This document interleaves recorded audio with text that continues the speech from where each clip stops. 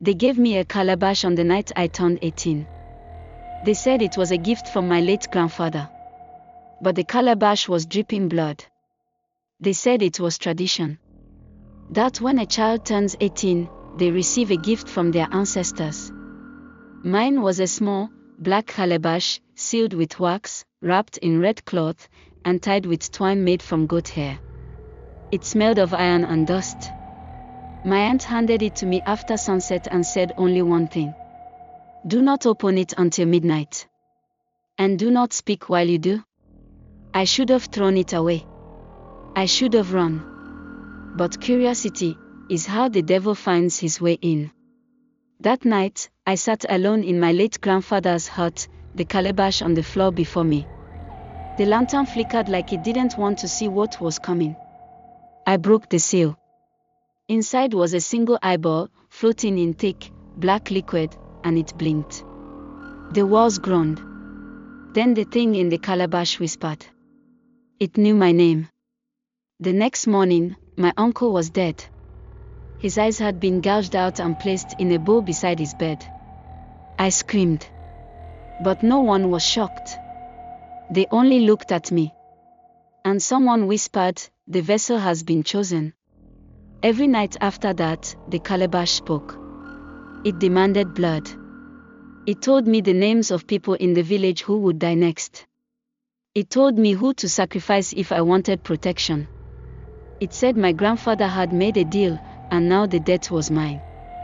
On the third night, I woke up outside in the forest, covered in feathers and chicken blood, holding a knife I didn't remember taking. They said I had been walking in my sleep. But the calabash, it laughed. You weren't sleeping, it whispered. You were feeding me. I tried to burn it. I poured oil on it, lit a match. The flame died. The calabash screamed. And my skin began to rot. From the fingertips inward. I begged the elders. But they wouldn't help me. They said my grandfather had taken power from the river goddess using the calabash as a conduit. A blood pact. Now I was the final vessel. And the spirit inside it had been waiting for a body. On the seventh night, I saw my reflection in the river. It wasn't me. It was him. My grandfather. Smiling through my face. Wearing my skin like a wrapper. And behind him, 100 shadowed figures dancing in the water, Alice, whispering my name. Now I don't sleep. I don't dream. Because when I do, the calabash opens by itself. And something crawls out. But I'm still fighting. I still remember who I was. And if I ever find a way to end it, I will break the calabash, even if it kills me. They said once the calabash chooses you, you either feed it, or it feeds on you. But I was done feeding. Tonight, I was going to starve the devil. The rot spread up my arms.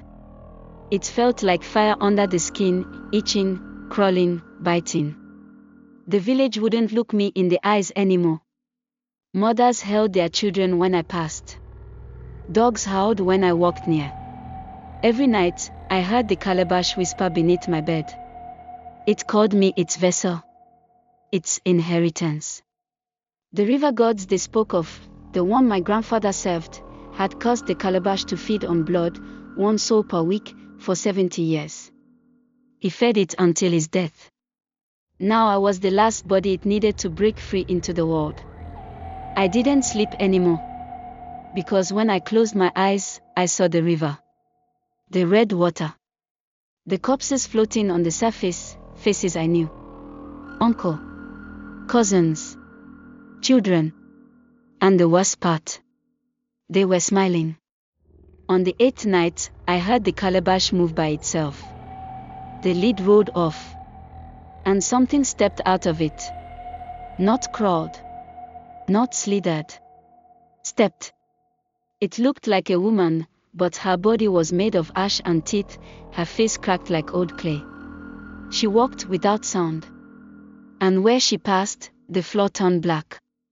It is time, he said, using my grandfather's voice. I ran. but the shadows followed me. I went to the native shrine at the edge of the forbidden forest. I begged for help, screamed, cursed the gods, offered my own blood. And then I heard it.